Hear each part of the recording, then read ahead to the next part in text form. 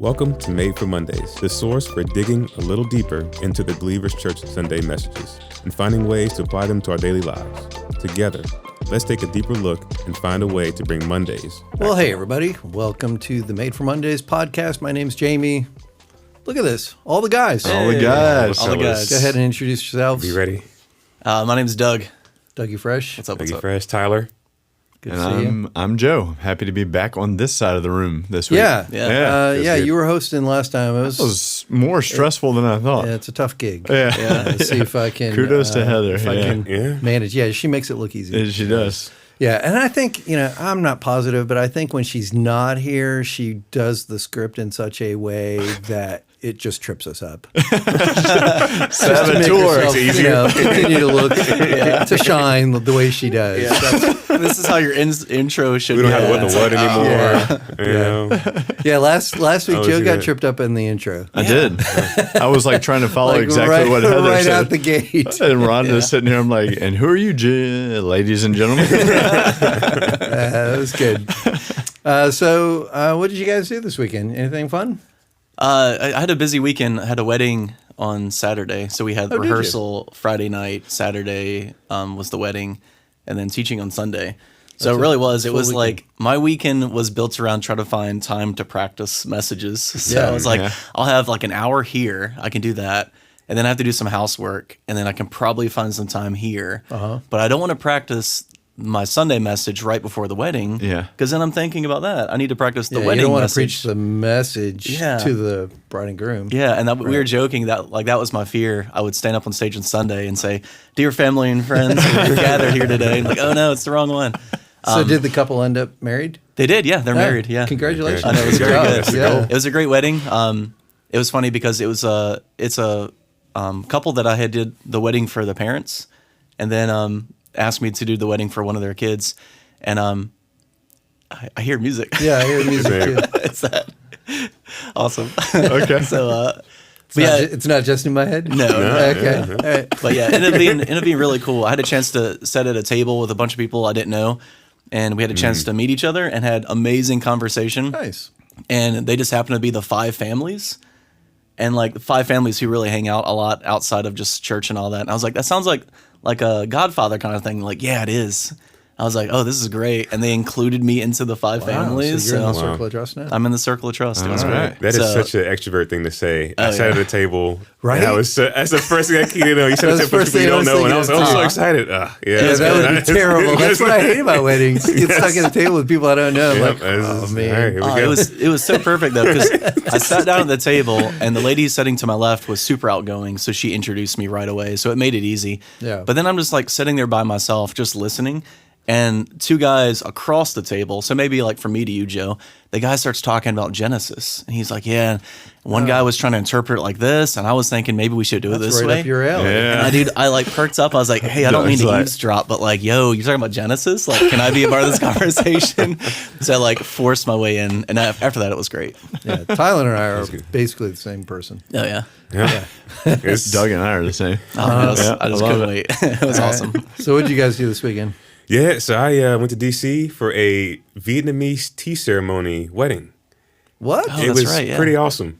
Yeah. Tell me about that. Yeah, so we know this couple because Karina worked with the bride. Okay. And so then I know the groom through that relationship. And so they invited us up there for that part because he's not from here, so he doesn't have a lot of friends and family here, so he needed like groomsmen. Right. So I was lumped into there. Wow. Not lumped in. I was invited in to be a part of this thing. Yeah. And so a Vietnamese tea ceremony is there's all these decorations, these backdrops, this tradition of bringing in the gifts for the bride and groom. Okay. And so we all had same color suits. We all had these elaborate, had these carpets on them, and they were these tin basins with just all this kind of stuff in it, fruits and jewelry and all these things that we just brought in. We handed those to the bridesmaids, and we all walked in together. And it had this whole ceremony of lighting incense and they said a couple of chants, and then Wow. it was really, really cool. Very intimate, very cool. So that is the wedding ceremony. That's how. Wow. That's how it goes. That's pretty wild. And so I'm supposed to officiate their wedding. We're going to Spain again for their wedding, which I'm hyped about. It's gonna be so fun. Wow. But That's wild, dude. it's a lot going on. But in all that, it was traditional light, because if it's all the way traditional, the groom has to bring a $10,000 dowry for the bride. And he was like, oh, I don't know about doing that, but it was just really cool. To I like see. that idea though, because that would almost pay for the wedding. You know. So, There you go. Yeah. I like that. I'm gonna try to work that in. I still have a daughter to marry off. So there you go. There you go. Yeah. It was awesome. It was very fun. Very cool. the food? That's- Food was amazing. All homemade Vietnamese food. Wow. It was incredible. They had That is incredible. It was so fun. Yeah. What a cultural experience. Yeah. That's really cool. It was really cool. I love that. Sounds great. We're not far from lunchtime, so Yeah, right. That's amazing food. Yeah. It's almost just lunchtime. yeah. This weekend was good. It was busy. We're trying to do all the fall things this year. The kids are at a really good age for like the fall festival type stuff. So Friday I had to pick up trophies for our team party that we were having Sunday yesterday. And so while we were over there, went to Greenbrier Farms. It was second year doing that. It's a pretty cool spot. Nice. I love that. Yeah. Saturday was his last game, and then yesterday we mixed in some football, a little bit of rest, and went to. My team mom has been incredible. Like, changed the name of coaching. Like, I was questioning how long am I going to do this? It's too chaotic, all that. And she took on so much and found out that she like knows a bunch of people here. Wow. She's going to check us out next week. Very cool. And I think a lot of the parents last night, they're going to attend our Fall Fest next weekend. Nice, So nice. yeah, it was, that's cool. It was a really cool moment. Yeah. Yeah, we had a good time. That's cool. So other than that, it was just a busy weekend. Yeah. Do you want to talk about the Cowboys or no? Yeah, actually, you know what? I would love to. Yeah. I would love a chance to show my maturity. Yeah. Yeah, because first thing people like to ask, Jamie asked me first thing this morning, and I said, it was the first moment I put my own health and well-being above my football team because I turned it off at halftime. Yeah. I'm tired of it.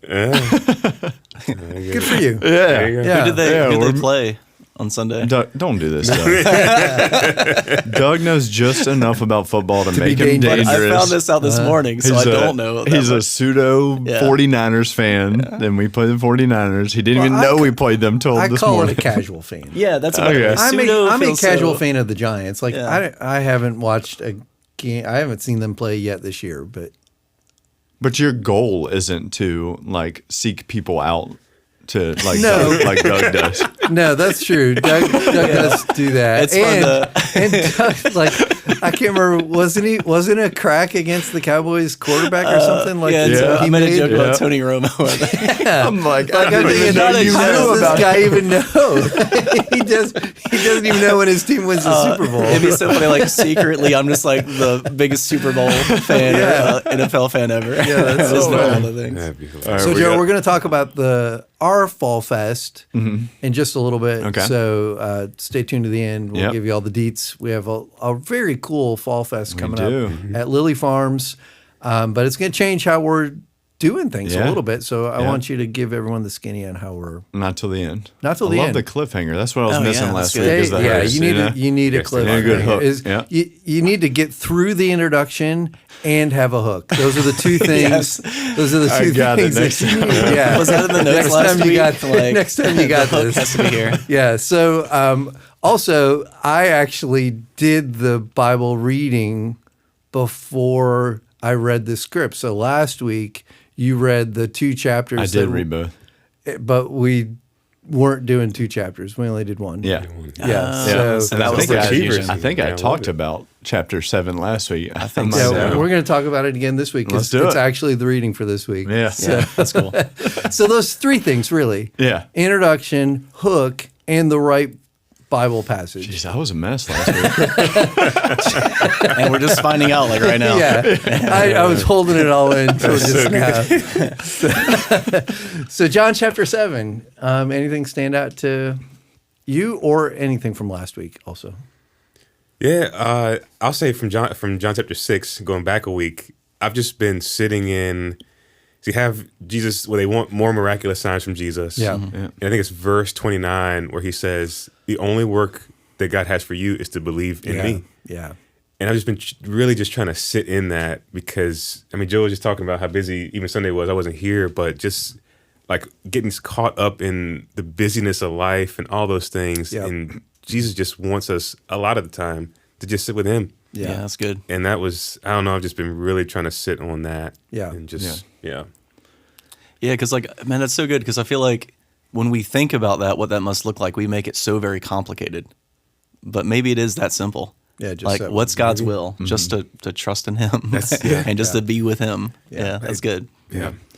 Yeah, I pulled a specific verse 18. This is after Jesus' brothers are trying to get him to go to the festival to show the people who he is. And Jesus says, whoever speaks on their own does so to gain personal glory. Oh, yeah. But he who seeks the glory of the one who sent him is a man of truth, and there's nothing false about him. And I love that. Like I think it's the third or fourth time I mentioned that something speaks to me about the humility of Jesus. So that's like just an area I've been living in, and it seems to jump out at me.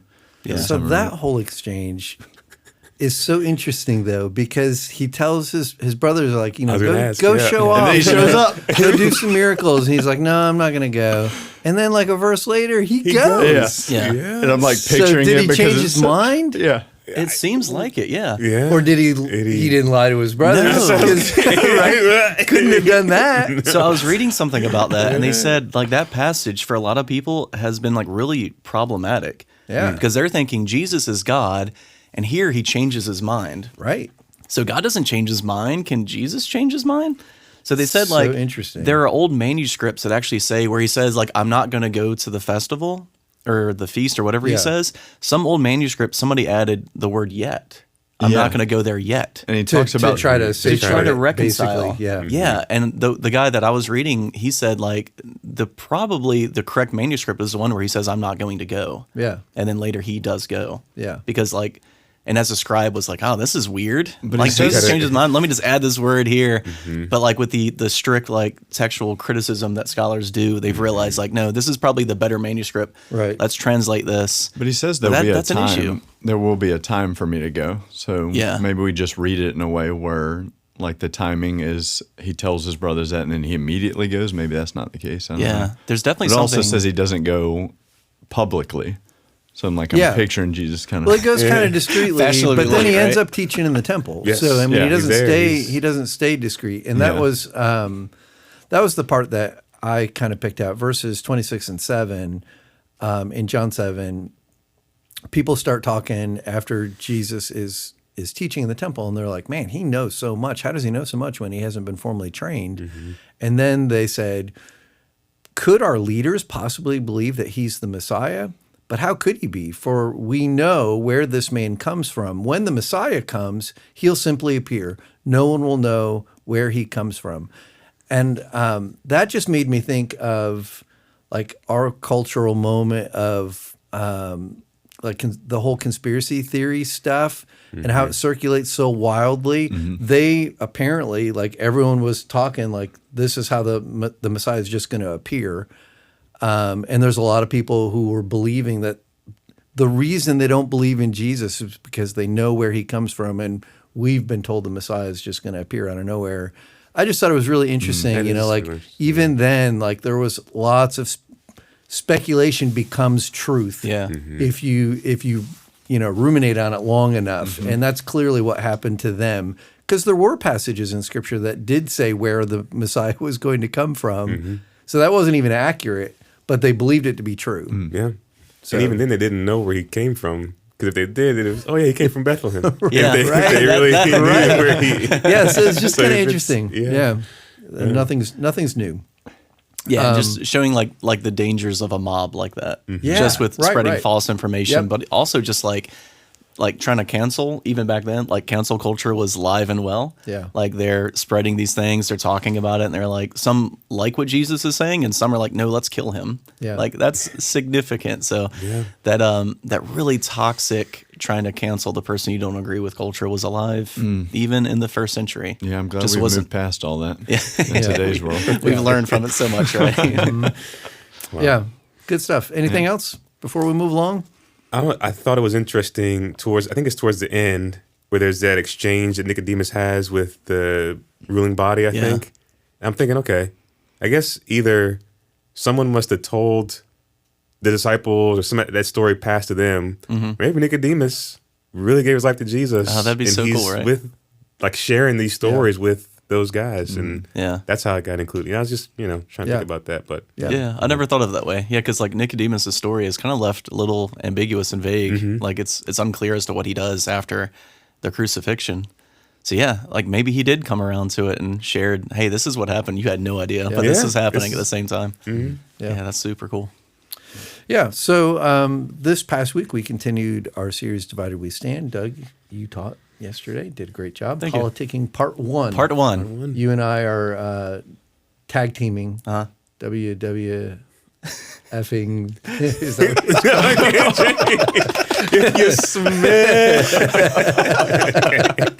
Should we do that on Sunday? I don't know. I'll walk out. and off the ropes, that'd be do a so promo video yeah. coming out. We would. That'd be so good. Yeah, so that's kind of what we're doing. Yes, we are. I mean, very similar to that. Yeah. So you did part 1, I'll do part 2. That would be amazing. Anyway, so you said politicking is when someone tries to convince us that their way of doing things is better than their opponents. And you asked, are some of you easily persuaded? Are some of you not easily persuaded? Was there much participation in your question asking? First service, like I think one person raised their hand for easily persuaded. Yeah. And I was shocked because I'm thinking like that's probably not the majority, but a handful of people, right? For sure. So way more people raised their hand for like not easily persuaded. Okay. They were like, yeah, no, we're definitely set in our ways, as opposed to, yeah, no, I'm open to all these ideas and I'm kind of I trying all these things. wanted to ask our smaller crew here, how many of you would say you're easily persuaded versus not easily? So easily, Yeah, definitely. Yeah. not easily. I feel like I'm not easily, but there might be a couple areas that I'm gullible. I'm gullible to like believe that. Like if you tell me, hey, I'm a nice person, I'll believe you. Like if you try to tell me, the anime is not awesome. I'm just not, I don't know. Yeah.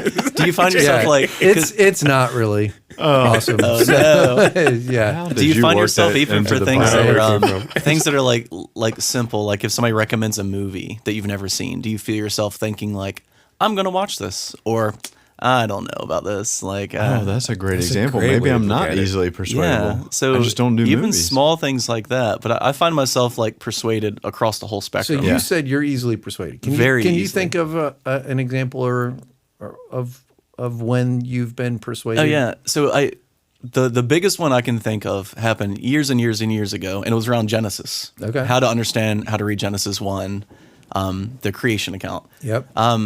At the time, I was very kind of in this one camp on how to understand it, and I listened to a podcast, and it was so compelling, and it really radically changed the way that I think about it, and I was really scared.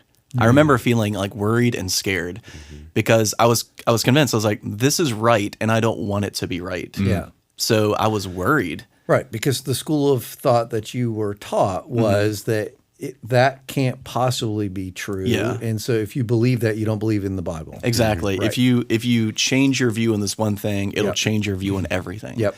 So I was really concerned and worried. So I kind of ran from it. But I knew that this resonated with me. Yeah. So I was convinced, but I was scared to death. Yeah. So I didn't know what to do with it. Yeah. And I kind of wrestled with that for a while. So that's probably like one of the more significant things. But I wouldn't say that you weren't easily persuaded. Oh, but I was in the moment. That's why I was so afraid. Okay. Yeah. Okay. Because like I was trying my best Because to hold it was a on. long journey for you, It was ultimately. It was. Yeah. And I think it was so compelling, and I knew it. Yeah. And I think that's why I was so worried. Yeah. I think if I wasn't easily persuaded in that moment, I would have just brushed it off and said, Yeah. "Oh, nonsense, whatever. I'll move on." But I could not move on from it. So I'm reading a book, almost done with it. Picked it up very recently, read most of it last week, by Scott McKnight, The Invisible Jesus. And it's about deconstructing and how, because that's really what you did. That's what happened. That was a deconstruction process for you. But in today's climate, deconstruction is actually conversion. Oh yeah, that's the point he's kind of making in this book. It's really good. It's a very challenging read. Yeah. Because even that term deconstruction, it can mean so many different things. Yeah. When I say it, I typically mean just unlearning something so that I can relearn a better way of understanding it. Yeah, But for a lot of he people, makes a that's point not. in the book that a lot of people who are deconstructing they're actually not walking away from faith. They're changing components. There are things that are changing in their faith. They may be leaving, evangelicalism because it's becoming untenable, but they aren't walking away from faith in Jesus altogether. They're reconstructing a more, ultimately for many, a more biblical faith. Yeah, that's good. It's That's very promising interesting. then. So maybe it isn't this Mass- doom and gloom epidemic. Yep, that's that's one of the points he's making. In the That's book. cool. Yeah, it's very interesting. Doug, I thought that I appreciated your vulnerability in saying that you were easily persuadable, and that in a certain light, it's not a bad thing. It helps you empathize with others and all that. I also am easily persuadable. This is not spiritual. This is just practical. And I was toying with whether to share this. It's embarrassing on my part. Well, that's a piece of humility. Yeah, right. That Thank helps you. to be more like right? Jesus. That's So what it's I'm good. practicing. Yeah. And it gives us an opportunity to laugh at you. Yes, and you will. So over the last 6 or 7 years, the gym has been a big part of my mental clarity, and it's helped me a lot. Not so much recently, as Jeremy pointed out yesterday. I need to get back in there. But it got so bad that there's a couple of examples. One, I got persuaded on Facebook that this weird little ab machine was the only reason I didn't have a six pack.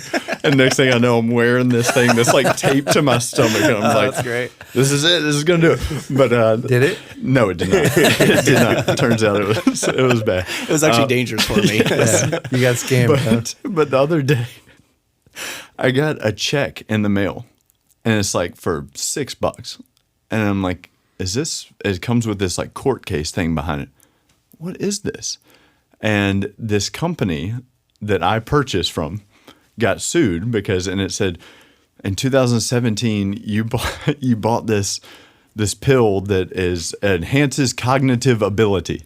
And turns out, it basically said in a nutshell, turns out this pill does nothing. It's a placebo effect. And so here's $6 as a reward for your damages. Class action suit. Yes. And I was like, all right, I'm in a much better headspace with all that now. But there was a time not that long ago where I was like, every time I saw that, I was like, that's worth a shot right there. That's going to fix everything. That's funny. Well, you got your money back almost, probably. Almost, yeah. Not counting inflation. Yeah. So, yeah. Tyler, do you have any great stories of you being uneasily persuaded or easily being duped into thinking anime is great?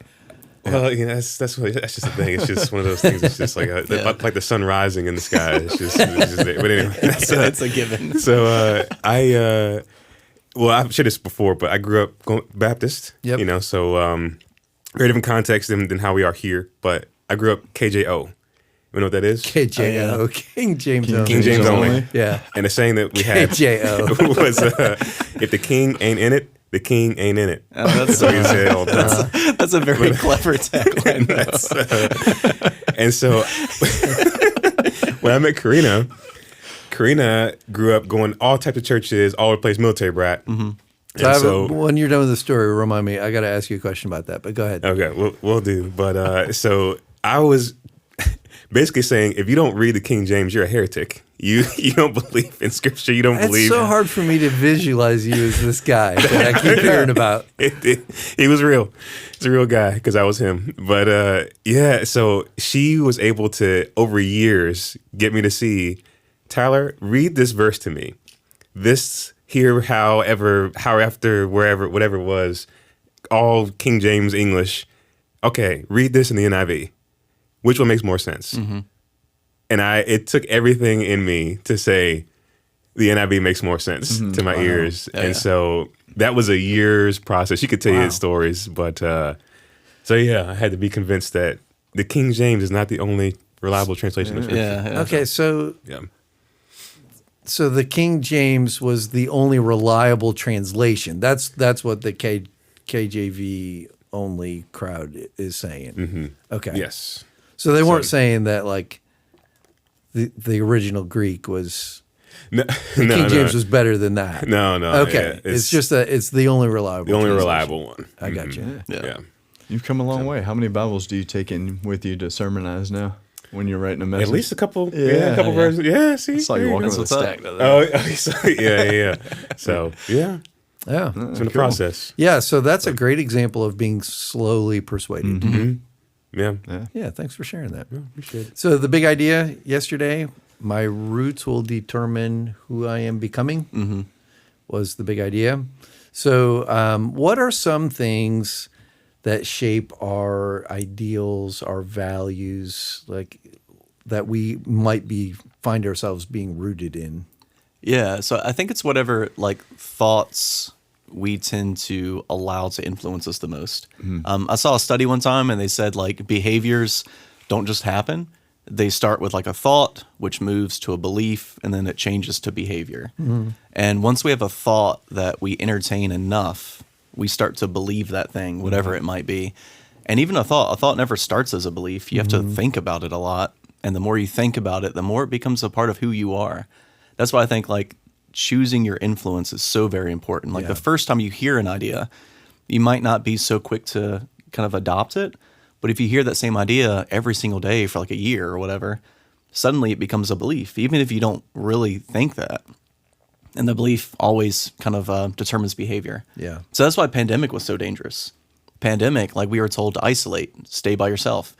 And that thought becomes a belief after a while. And it's so hard to change a belief. Once it's a belief, it becomes a part of who you are. And that kind of adjusts how we act and who we become as well. Yeah. So yeah, just the initial thoughts we have, to capture every single thought and hold it captive to Christ is so important. Right. So that I was good. going to say, so that kind of illuminates other passages about, the transformation is possible by the renewing of your mind, Yeah. taking thoughts captive, all those kinds of things. Because those thoughts become beliefs, those beliefs turn into behaviors. And so those thoughts essentially are the things that we end up being rooted in. Yeah. Right. So how do those things kind of change? Like how can you, it's hard to control what's coming at you. So, Yeah. So how do you do that? Oh man, I guess it's just like whatever you find yourself engaging with the most. So if I wake up in the morning and I'm reading God's word, there's a good chance I'm going to be thinking about that all day. If I wake up and I turn on like my news outlet, I'm going to be thinking about that all day. Yeah. So it's whatever we allow to give us those thoughts. Yeah. If I start by reminding myself I'm loved by God, and I think about that all day, then that's going to be the belief I have, and that's going to kind of influence my behavior. And it's almost like we restart every single day in a sense. Like every day is a chance to reform our thoughts, reform our beliefs, and allow our actions to follow. Yeah. If I attend a really amazing church service on Sunday, and I don't read anything all week, it really doesn't matter how amazing that church service was. By Wednesday, I've got all these other new thoughts and all these new beliefs, if you think about it, and it's changing who I am as well. So it has to be that daily, hourly kind of practice. Yeah.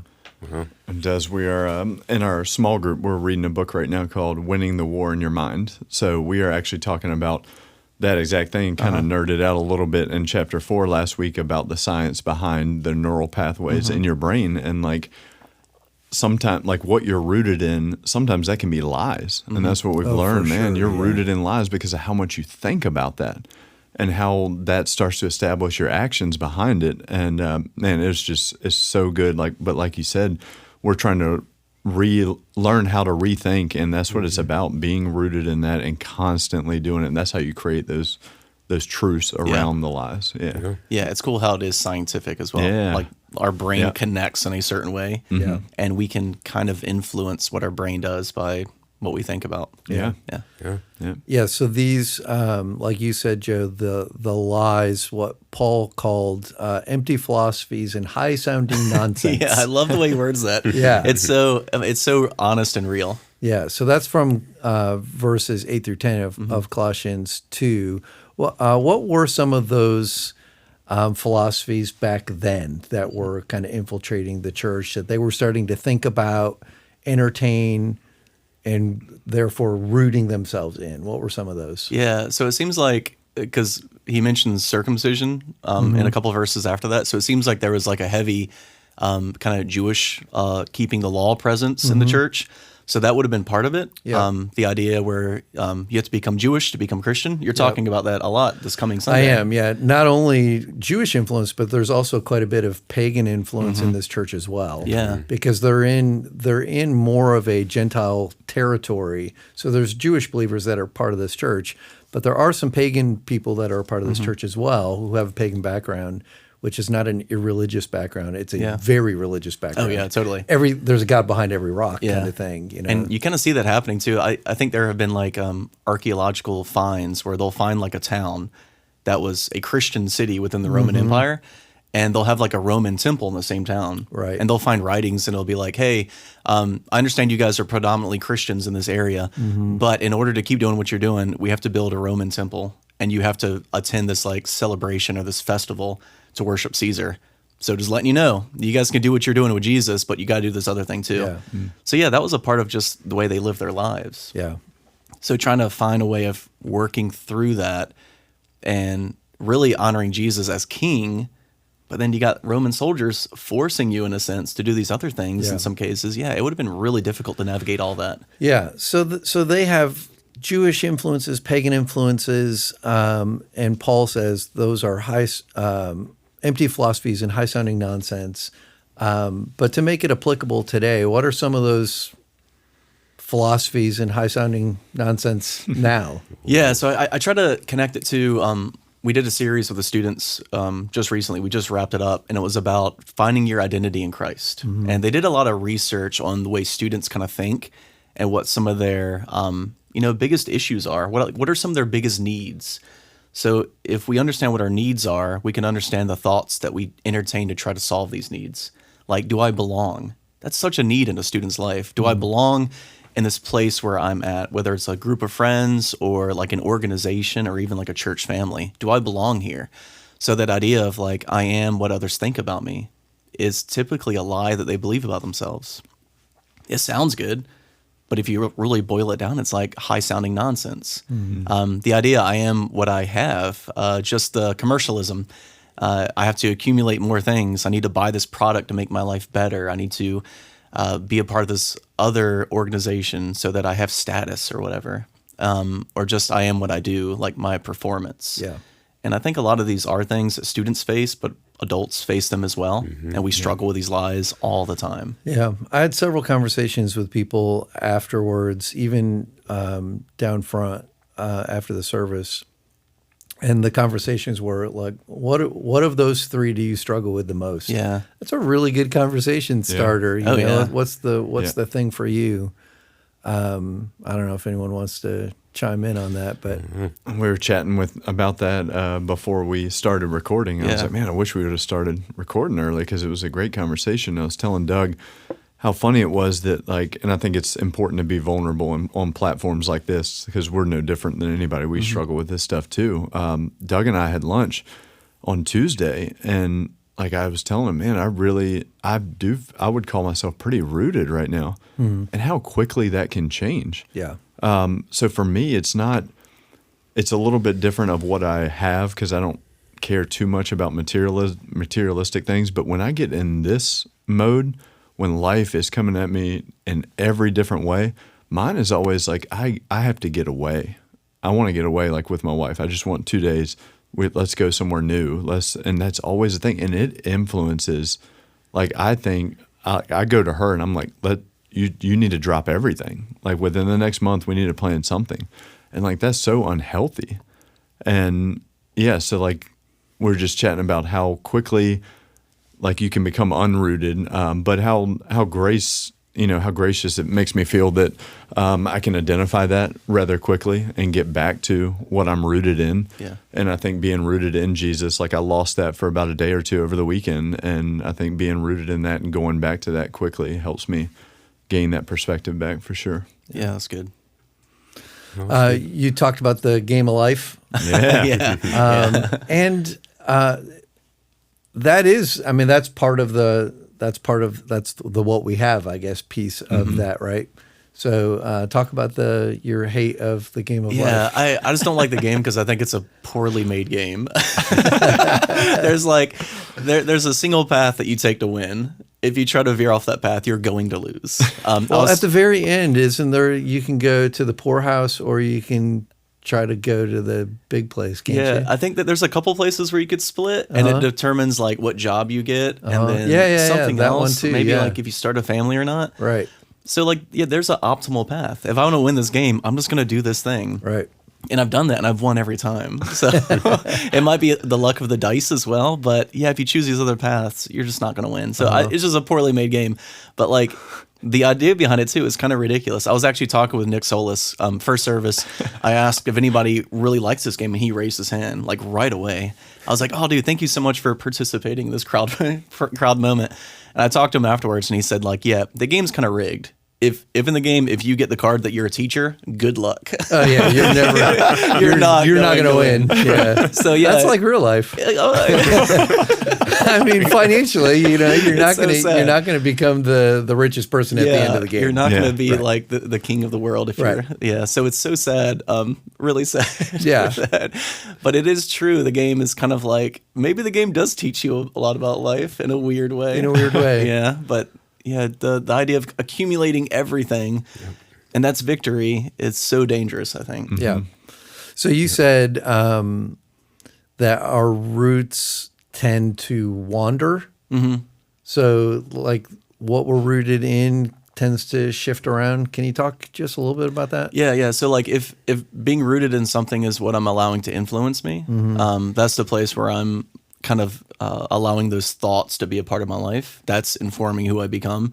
Like anytime I stray from thinking about what Jesus, commands of me, in a sense, I'm allowing myself to become rooted in another place, which like for us, it makes sense. If you think about a tree, it's like ridiculous. A tree can't just uproot itself and move around. Right. It just doesn't do that. So I love that imagery of the tree. I wish they could though. That'd be kind of cool. That would be I so have much a tree easier. Close to my house that I'd like it to unroot and move just like 5 feet to the right. Yeah, we'll start praying. But so it makes no sense for a tree, and really it makes no sense for us either. For me to try to find purpose in something that's not Jesus, just it's nonsense. Yeah. And I can read it and I can know it, and yet I find myself struggling with it all the time. And I love that passage in John where he talks about Jesus says, "Abide in me and I will abide in you." I mean, apart from me, you can do nothing. And I think those words have such a weight and value to them. And I think I read that a lot and I know it, but then I try to find purpose in other areas. Yeah. And it's like I'm disregarding what Jesus said there. Yeah. Like, oh, that's right. And apart from you, I can do nothing. If I don't remain rooted in you, I can't. I'm not going to find value. I'm not going to find purpose. I'm not going to find joy. And yet I'm trying in all these other areas. So of course it's going to let me down. And I think that's that reminder that I need in my life. Yeah. So you talked about this a little bit yesterday, that idea of abiding, and you read that quote from Dallas Willard, who's, I don't know, maybe becoming the new C.S. Lewis. I think he's so good. Yeah, he's starting to get, his name's getting thrown around a lot by a lot of authors these days. It's funny because like John Mark Comer is becoming really big in the area of like practices and spiritual discipline. Yeah. John Ortberg is also a huge John Dallas Ortberg Willard fan. has forever been the guy who's doing the Dallas thing, but now John Eldridge is doing it. Awesome. There's so many that are doing that. I mean, he was a doctor of philosophy, so he was a brilliant guy, but he talked about in that quote that you shared the idea of what's the term? Practicing the presence of God, which I think Willard got from Henry Nouwen. Oh, awesome. So Henry Nouwen, forever ago, long before Dallas, had this idea of practice. He was a monk or a priest, I can't remember which, but he spent most of his life in the kitchen, like menial tasks, and He did write a book that was not popular at all until long after his death. But he lived his life pretty much in obscurity and focused most of his time on trying to keep his mind focused on the presence of Christ, despite all that was going on. Yeah. So talk about that just a little bit, because like the idea of John 15 and staying connected to the vine, and you talked earlier, Tyler, about this idea of, just being in his presence, but how do we practically do that and practice his presence when like there's life to be lived, So how do we balance that? Yeah. I love the way that Paul writes it in other letters too, like the idea of praying without ceasing. Like I imagine that, for whatever reason, I think that resonates with me more, this idea of just constant communication with God. And I think the more I do that, it's like any relationship. If I'm in constant communication with my wife, Rachel, when we both get home from a difficult day of work, then the conversation is easier because we've been talking all day. We've had that connection. It's not like we've been distant for 8 hours and then we reconnect. We're texting, we're encouraging, we're praying for each other. And if that's happening when we get home, life is just better. Yeah. And I think if I'm in constant communication with God, I'm not waiting for this once a week moment of worship. Yeah. I'm in that all week. So when I meet in community to worship, I don't know, just it feels more intimate, it feels more real, it feels more honest. Yeah. And I think that's something we kind of relationally build. And that's the presence. I think about it just like any other relationship. If I'm neglecting the communication or the thought or the earnest desire to pursue this person, then it's going to feel rushed or it's just going to feel fake. Yeah. Even when the few times I do kind of enter it into that. Yeah. What do you guys think? Is it similar? Yeah, I think it's definitely very similar to that. And one way, I haven't been great at it recently, but when I was doing it, when we were reading, what is it, Pray Like Fools, Live Like Monks, something like that. That's where I was introduced to that concept of taking 2 minutes. Oh, yeah. Maybe that was from that. I don't know. But 2 minutes, wherever it is, if you are busy in the morning, you get in your car, go to work, take 2 minutes, whatever it is, you can find a time, silence everything, and sit and try to connect with God that way. Yeah. When I was doing that, it was hard, even like 2 minutes. Yeah, You wouldn't think it right, would last forever, right. but Yeah. trying to do that consistently. But I mean, what I has think- happened in your life that's disrupting Yeah. your ability to have I don't know. fun 2 minutes?